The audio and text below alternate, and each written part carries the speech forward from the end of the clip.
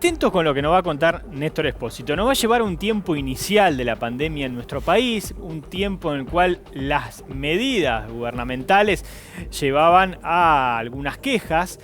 Claro, quejas en ese momento producto más del desconocimiento que otra cosa, ¿no? De estar encerrados, de que eso llevaba de subestimar un virus que al final causó más de 1 millón de muertes en el mundo, pero en algún momento se nota que algún individuo desobedeció y después llevó el tema a la justicia y hoy la justicia falló. Yo lo cuento así de manera vulgar. Néstor le pone precisión.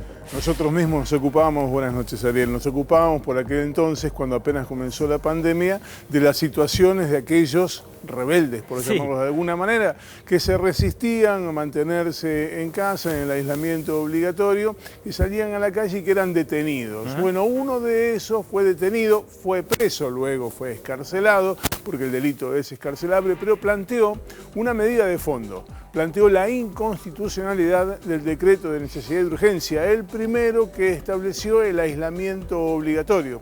Y lo pidió en una causa penal, no ya en una causa civil, sino una causa en la que se juzgan delitos, porque él estaba acusado del delito de desobediencia. Mirá lo que dice este fallo, que fue conocido hoy y que difundió la Cámara del Crimen. Concretamente, el fallo está fechado el 24 de septiembre, se conoce hoy que es cuando adquirió firmeza, es cuando quedó firme. El fallo básicamente dice que los jueces entienden que los motivos considerados por el Poder Ejecutivo para las normas que se impugnaron fueron los únicos posibles para combatir la pandemia. Una pandemia que por aquel entonces era una incógnita, que no se sabía hasta dónde iba a llegar.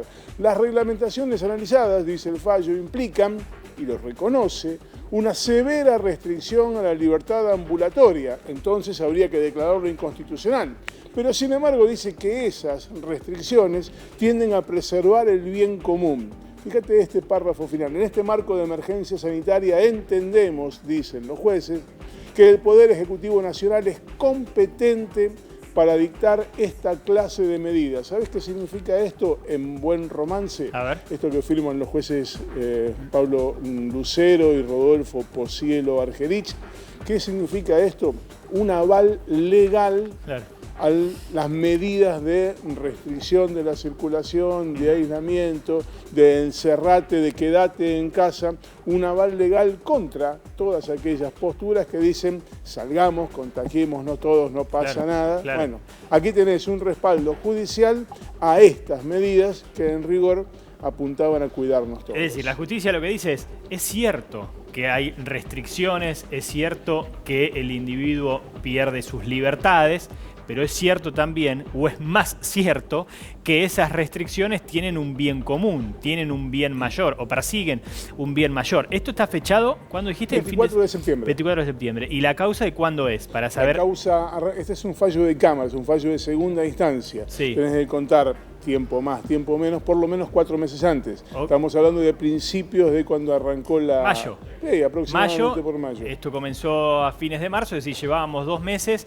Estoy haciendo cuenta, todavía fase 1, fase 2, ¿no? Estábamos, claro, todavía en plenas restricciones. Era la tercera renovación del decreto de necesidad y urgencia.